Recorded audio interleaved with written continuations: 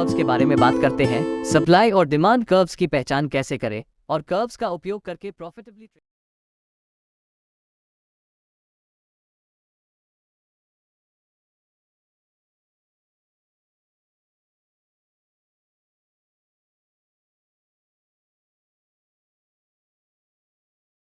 तो चलिए शुरू करते हैं।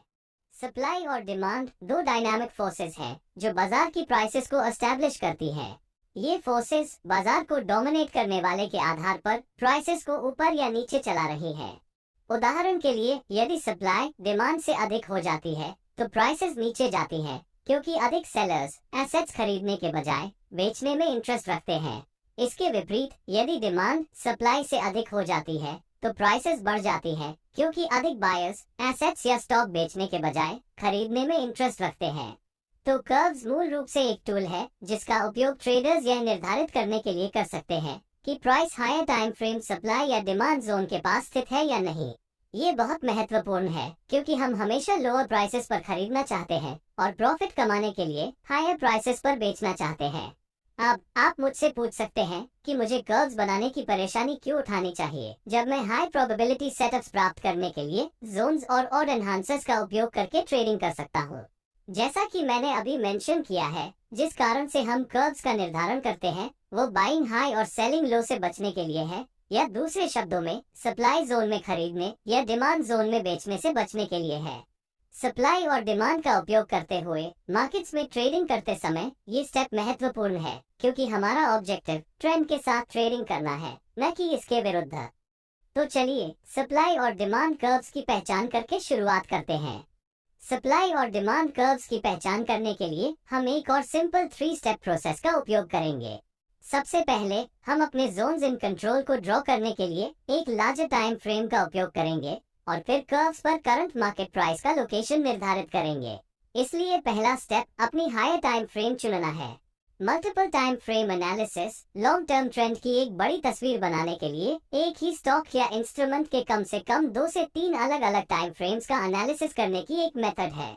इसका मेन आइडिया ट्रेंड के साथ ट्रेडिंग करना है, और मल्टी टाइम फ्रेम एनालिसिस हमें अपने ट्रेड्स को हायर टाइम फ्रेम ट्रेंड के साथ अलाइन करने में मदद करता है।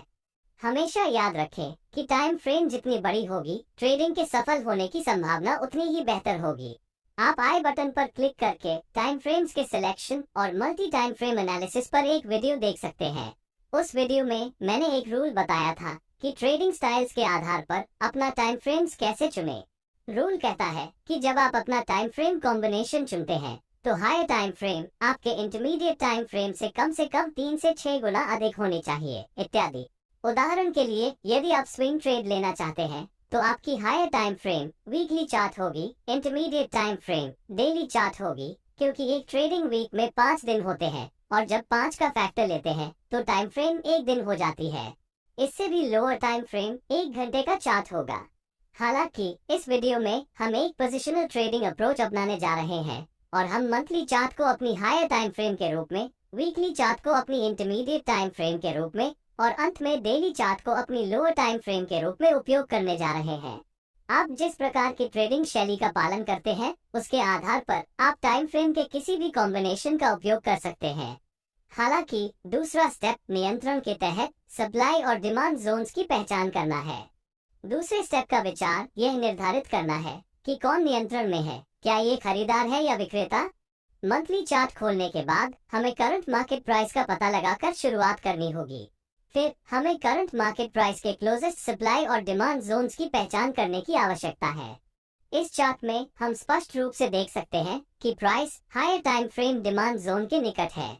एक और चार्ट पर नजर डालें जहां करंट प्राइस लगभग सप्लाई और डिमांड जोन के बीच में स्थित है।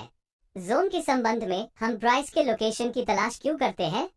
इसका कारण ये है कि हम अभी भी एक ट्रेड एंट्री ले सकते हैं जब तक कि लोअर टाइम फ्रेम हमें पैसा बनाने के लिए एक अच्छा प्रॉफिट मार्जिन प्रदान करती है। अदरवाइज हम आमतौर पर जोन के बीच में ट्रेडिंग नहीं करते हैं। इसका कारण प्रॉपर स्टॉप लॉस रखने में कठिनाई होती है। तीसरे और अंतिम स्टेप की ओर बढ़ते हुए जो कर्व्स को ड्रॉ करना है, तो तीसरा स्टेप सप्लाई और डिमांड जोन्स की 2 प्रॉक्सिमल लाइंस के बीच के जोन्स को 3 बराबर एरियाज में विभाजित करना है। विचार यह है कि क्लोजेस्ट सप्लाई और डिमांड जोन्स की पहचान करने के बाद आपको उनके बीच की दूरी को 3 से डिवाइड करना होगा और हमें एक हाई एरिया, एक लो एरिया और एक इक्विलिब्रियम एरिया मिलेगा। अब कर्व एरिया को डिवाइड करने की दो मेथड्स हैं।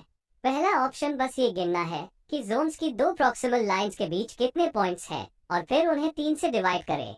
दूसरा ऑप्शन फिबोनाची रिट्रेसमेंट टूल का उपयोग करना है ताकि एरिया को मैन्युअली डिवाइड किए बिना सप्लाई और डिमांड कर्व्स की पहचान की जा सके। फिबोनाची टूल का उपयोग करके कर्व एरिया को डिवाइड करने के लिए और आपको अपने चार्ट पर ठीक 3 इक्वल एरियाज प्राप्त करने के लिए सेटिंग्स को मॉडिफाई करना होगा। आपको बस इतना करना है कि फिबोनाची लेवल्स को फॉलोइंग लेवल्स में बदलना है, जो कि 0%, 33%, 66% और 100% है, और आप अन्य सभी लेवल्स को अनचेक कर सकते हैं। अब जब आपने फिबोनाची सेटिंग्स को बदल दिया है तो आप सप्लाई जोन की प्रॉक्सिमल लाइन से डिमांड जोन की प्रॉक्सिमल लाइन तक कर्व्स खींच सकते हैं। फिबोनाची टूल ऑटोमेटिकली जोन्स को 3 इक्वल एरियाज में डिवाइड करेगा। मुझे उम्मीद है कि चीजें क्लियर है। अब सबसे महत्वपूर्ण सेक्शन पर चलते हैं। इन कर्व्स का उपयोग करके ट्रेडिंग कैसे करें।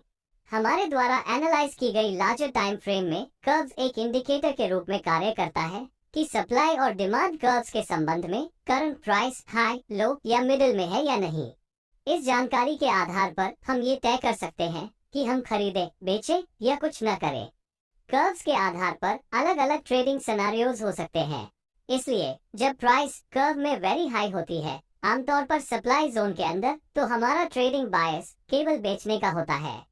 अब यदि प्राइस कर्व में हाई है, यानी सप्लाई जोन के ठीक नीचे लेकिन इक्विलिब्रियम जोन के ऊपर, तो हम अभी भी केवल बेचने पर विचार करेंगे। इसके विपरीत जब कर्व में प्राइस वेरी लो होती है, आमतौर पर डिमांड जोन के अंदर, तब हम केवल खरीदने की ओर देखते हैं।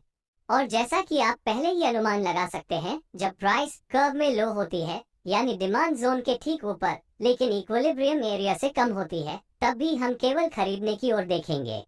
अब क्या होता है जब प्राइस इक्विलिब्रियम एरिया में होती है, तो हमारे पास दो ऑप्शंस होते हैं। या तो प्रिवेलिंग ट्रेंड के साथ ट्रेड करें या बिल्कुल भी ट्रेड न करें।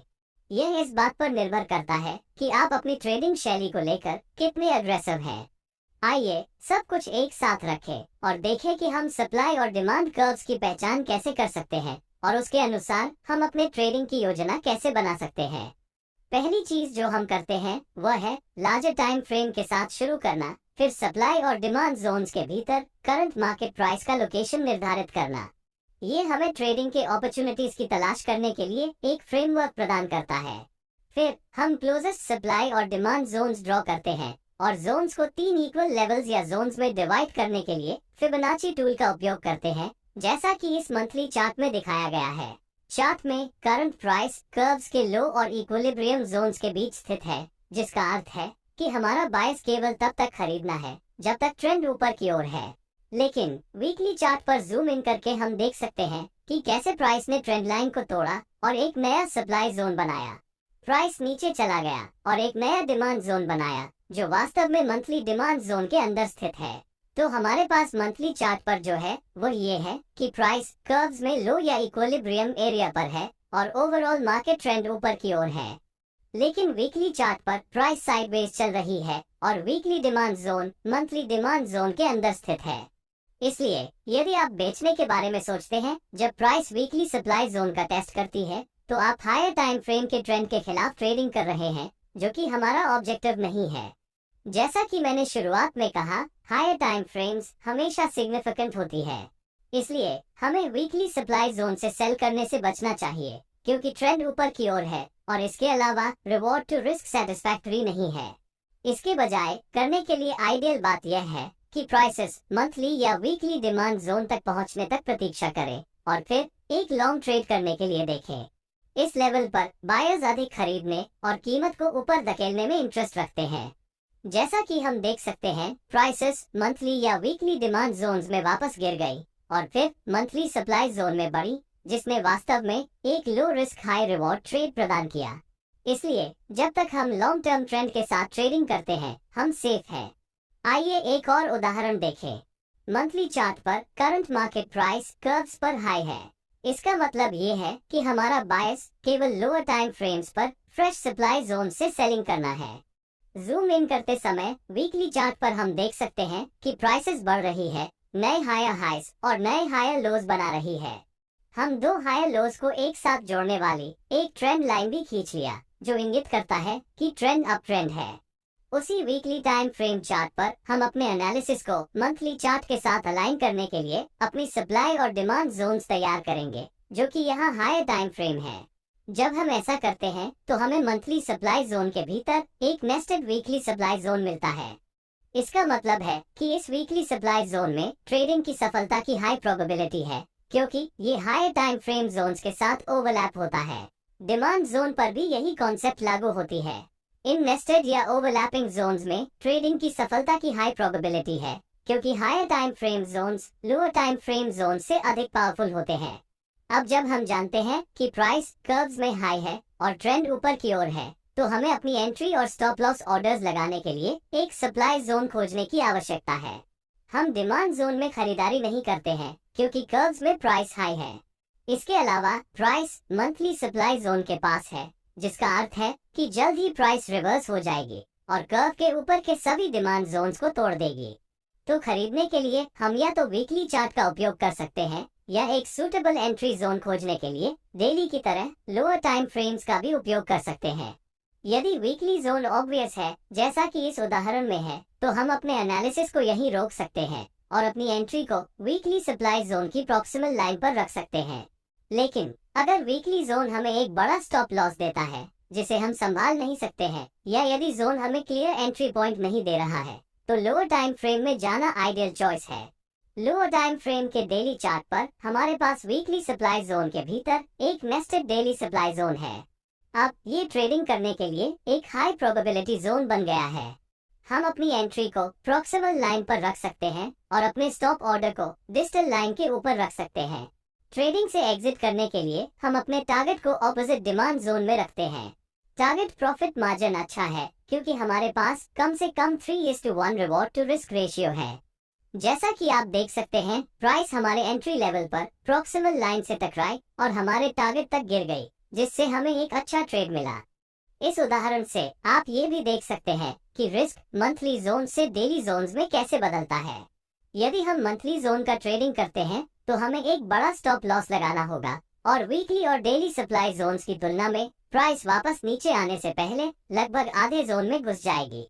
इसलिए मल्टीपल टाइम फ्रेम्स का उपयोग करना हमेशा एक अच्छा आइडिया है, और एक पर्टिकुलर टाइम फ्रेम पर ट्रेडिंग करें जो आपको बेस्ट ट्रेड सेटअप प्रदान करता है। आप टाइम फ्रेम्स के किसी भी सेट का उपयोग कर सकते हैं।